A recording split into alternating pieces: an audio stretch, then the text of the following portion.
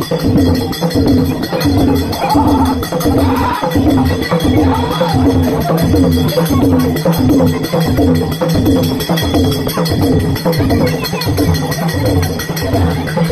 kênh Ghiền Mì Gõ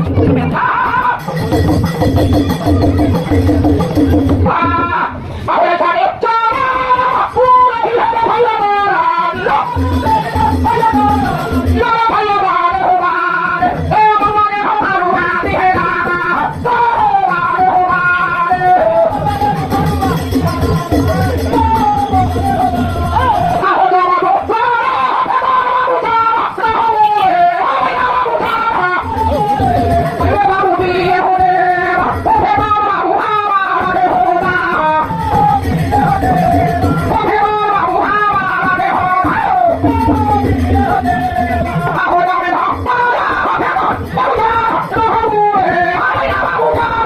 lỡ